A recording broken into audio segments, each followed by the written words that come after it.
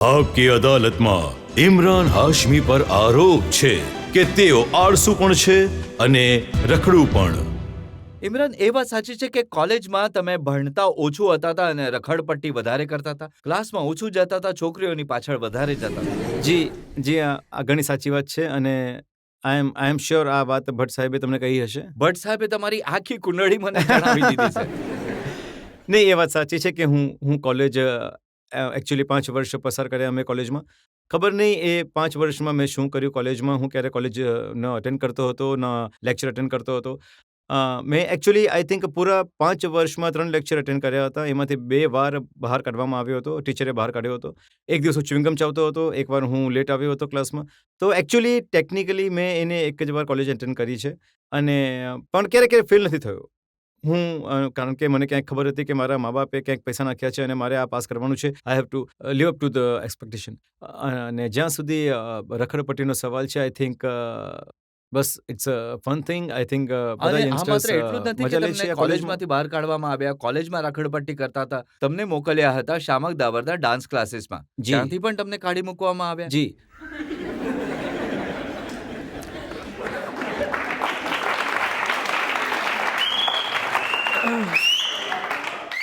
જુઓ, પહેલાં તો હું ઘણો જ ખરાબ ડાન્સર છું પણ મને એ કારણે કાઢવામાં નથી આવ્યો, કારણ કે હું એમના ક્લાસીસમાં હંમેશા એક સમર કેમ્પ હતો જે દરેક સમર વેકેશનમાં થતો હતો.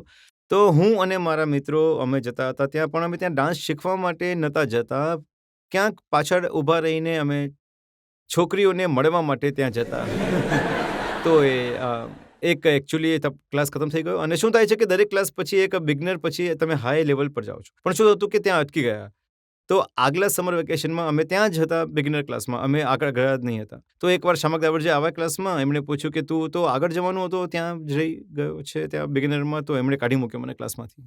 અને મેં સાંભળ્યું જ્યારે તમને ભટ્ટ સાહેબે આસિસ્ટન્ટ ડાયરેક્ટરનું કામ આપ્યું, તો પણ તમે પાછળની ખુરશી પર બેસીને ઊંઘતા રહેતા હતા, કામમાં ઇન્ટરેસ્ટ નહોતા લેતા. જી.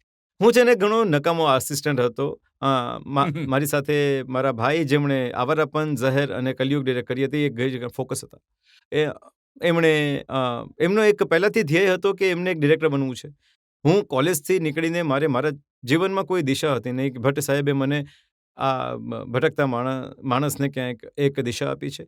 પણ સેટ પર હું જતો હતો તો થોડું ઘણું બધું કામ કરતો હતો હું. પણ એકચ્યુઅલી ભટ્ટ સાહેબે મને ઘણીવાર ત્યાં પકડ્યો છે સેટ પર. ક્યાંક હું જ્યારે શોટ ચાલી રહ્યો હતો અને હું ક્યાંક ફોન પર હતો પાછળ, અથવા ક્યાંક સૂતેલો હતો સોફા પર. પણ આઈ થિંક હું શીખી રહ્યો હતો. I don't think I should be blame for that. કોઈ ફોન પર વાત કરતા, સોફા પર સૂઈને છોકરીઓ જોતા કેવી રીતે શીખી શકે છે? વેલ, જુઓ, બિગિનિંગ એક ફેઝ હતો જેમાં હું શીખી રહ્યો હતો સાચી વાત એ છે કે ભટ્ટ સાહેબે તમને કાન પકડીને એક્ટર બનાવ્યો. એમણે તમને એક રીતે હાઉસ અરેસ્ટ કરી દીધા ઘણા મહિનાઓ સુધી. જેમ કહી શકાય, તમને ટોર્ચર કર્યા. Torture, yes.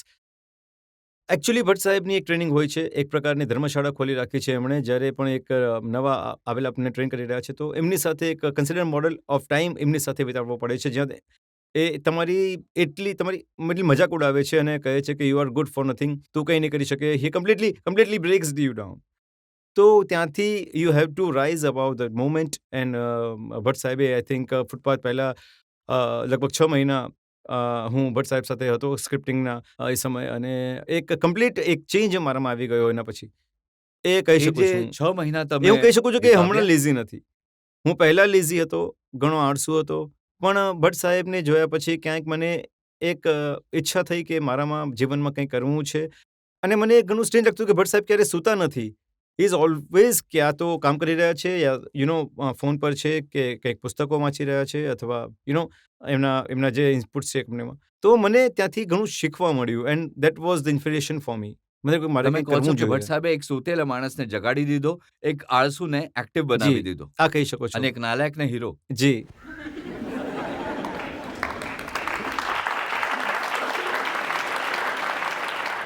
ઇમરાન, એ સાચું છે કે તમે ક્યારે આળસને કારણે કોશિશ ન કરી ફિઝિક બનાવવાની, એક્સરસાઇઝ કરવાની, અને આજે પણ તમે જીમ જવાથી ડરો છો? નહીં, એવી કોઈ વાત નથી. જે ફિલ્મોમાં મેં જ્યાં મારું વેટ લોસ કર્યું પણ છે, અને બાળપણમાં એક અલગ પ્રકારનો લુક હતો, એટલે મેં એમાં વેટ ઘટાડવાનું હતું.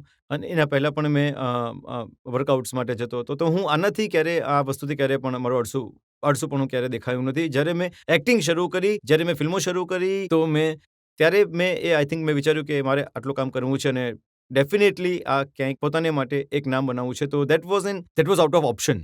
મને ડેફિનેટલી કામ કરવું હતું અને ઘણો ફોકસ હતો. હમણાં પણ ઘણો ફોકસ છું. હવે તમારા આળસની, તમારી રખડપટ્ટીની શું હાલત છે? હવે કંઈક સારી થઈ ગઈ છે. જ્યારથી હું ઓનેસ્ટ વાત કરીશ કે પહેલી 2 ફિલ્મોમાં મને એક્ટિંગમાં મજા નહીં આવી.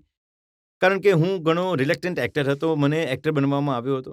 ક્યાંક કંપનીના લોકોને લાગ્યું કે ક્યાંક આ કંઈક કામ કરી શકે છે. પણ મને ક્યારેક આ ઈચ્છા નહીં થઈ હતી બાળપણમાં કે હું એક્ટર બનીશ, કે એક સાયકિકમાં એ વિચાર પણ નહીં આવ્યો હતો કે ક્યારેક એક્ટર બનીશ. પહેલી ફિલ્મમાં પણ મેં ઘણી પ્રોબ્લેમ થયો એક્ટિંગ કરવામાં.